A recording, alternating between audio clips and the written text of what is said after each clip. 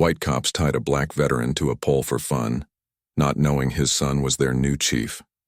Before we dive in this story, hit the comments and tell us your city or country. Let's see how far this story reaches. If you like the video, please subscribe. He had served in 2 wars, carried scars across his body, and wore silence like armor. But none of that mattered that afternoon. The old black veteran had only asked for help, yet 2 laughing officers thought it'd be funny to handcuff him to a pole behind the precinct and leave him there like trash. His cries were ignored, his dignity erased. What they didn't know? His son had just been sworn in as their new police chief, and when he found out, justice would come faster than they could unclip a badge. Watch till the end.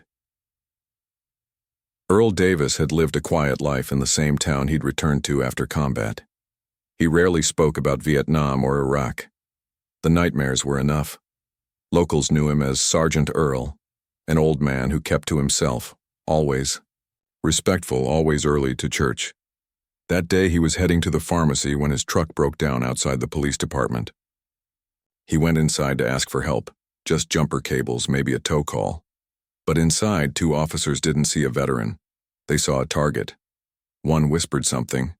The other laughed.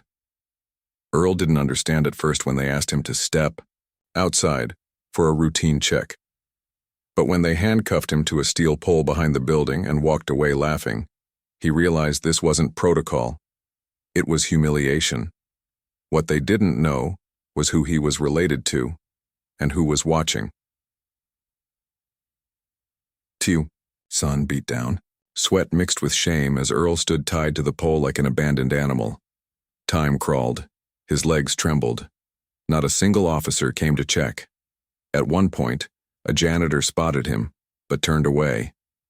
The pain wasn't just physical, it was betrayal. He had served this country and bled for it, and now he was being mocked by the very system he once defended. Meanwhile, a black SUV pulled into the precinct's front entrance. Inside was Chief Marcus Davis, Earl's only son, reporting for his first official day.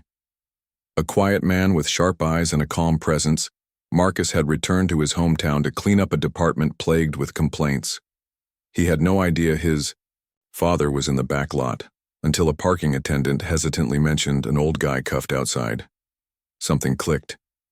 Marcus rushed back, rounded the building, and froze. There, in full view of security cameras, stood his father, arms strapped behind a rusted pole, head low. "Who did this?" Marcus asked, voice low but burning.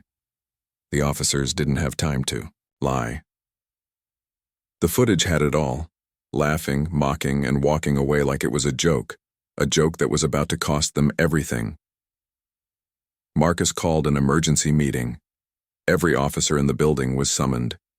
He entered, holding the tablet, with video evidence, and played it without saying a word. Some turned pale. Others looked down. Then he spoke. "That man you tied up?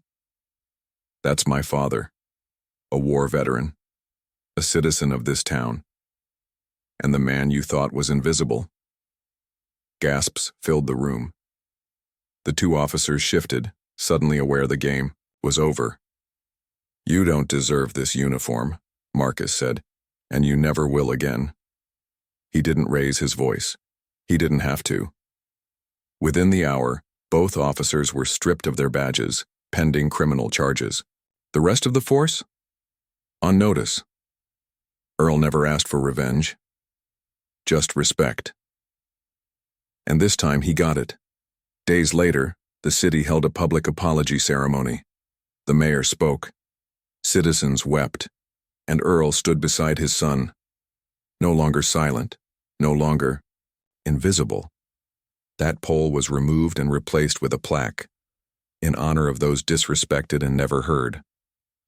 But the story didn't end there. Marcus began implementing reforms the next day. Body cameras, de-escalation training, and zero tolerance for misconduct.